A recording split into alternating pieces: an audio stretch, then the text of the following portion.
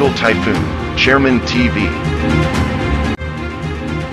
Weather update. Helping homeless people. Please subscribe.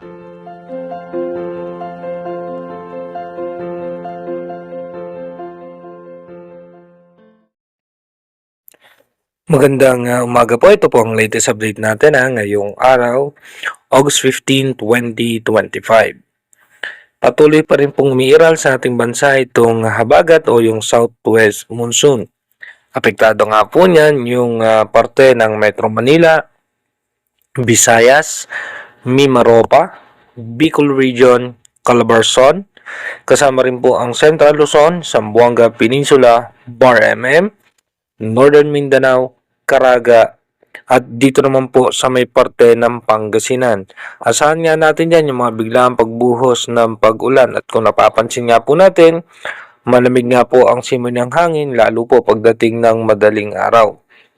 At ayon naman po sa latest update ng ating European Center meron po tayong posibleng sama ng panahon na namataan sa ating advanced weather forecast.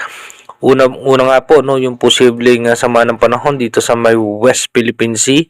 Pero ito po ay mababa naman ang tsansa na tumama sa ating bansa at posibleng lumabas din po ito papuntang China. At yung isa naman low pressure area na posibleng maging sama ng panahon ay dito naman po sa may parte ng eastern section ng Taiwan. May posibilidad din na ito po ay mag-develop bilang isang tropical depression or mahinang bagyo. At pagkatapos po niyan, possible nga po by August 26 or 27 meron po tayong i-monitor na posibleng bagyo or sama ng panahon at dito makikita nga po natin yung potensyal na posible po ito maging malakas na bagyo. Pero again, inuulit nga natin dahil nga malayo pa po yan, advanced prediction pa lamang at pag-aaral ng European Center yan, malaki pa rin po ang posibilidad na magbago po lahat yung nakikita po natin sa ating advanced weather forecast. Kaya dumako na nga po tayo sa ating advanced weather forecast from August 15 hanggang August 27 po yan. Ito nga po, makikita nga po natin yan sa ating advanced weather forecast na dito nga po sa parte ng South China Sea magkakaroon ng sama ng panahon at posibleng pumasok po yan ng Philippine Area of Responsibility. Pero hindi natin inaalis yung posibilidad na ito nga po ay pag pumasok ng Philippine Area of Responsibility ay posibleng maging tropical depression or mahinang bagyo. At hatakin po niyan yung habagat na magpapaulan nga po sa ating bansa.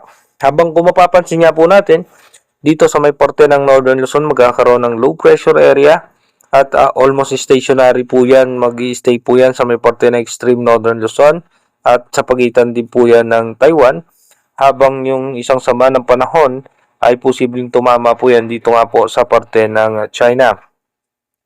At dito nga po makikita natin by August 18 and 19, dito po posibleng mag-develop din bilang isang tropical depression or mahinang bagyo itong nasa parte ng Taiwan at ito'y lalabas din po kaagad. At pagdating naman po ng August 20, makikita naman po natin dito ay makakaranas nga po ng pag-ulan ang malaking bahagi ng ating bansa dahil naman po yan sa southwest monsoon.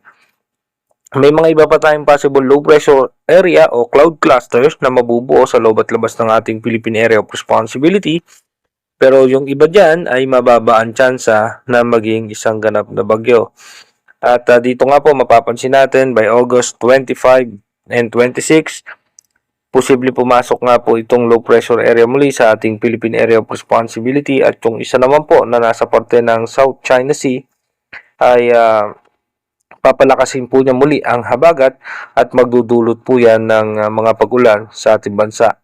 At ito na nga po yung isang i-monitor natin bago magkatapusan ng August.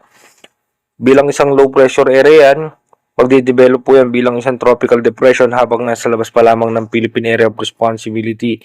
Possible nga po yan papasok po yan ng ating bansa by August 26 or 27 papasok po yan ng Philippine Area of Responsibility bilang isang ganap na bagyo. Kung makikita nga natin, dito sa ating advanced weather forecast ay posibleng malakas na bagyo nga po ito.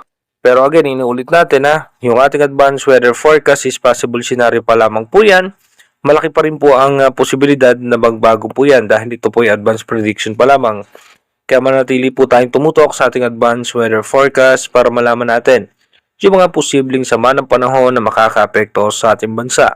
Mag-iingat po tayo palagi. God bless po sa ating lahat.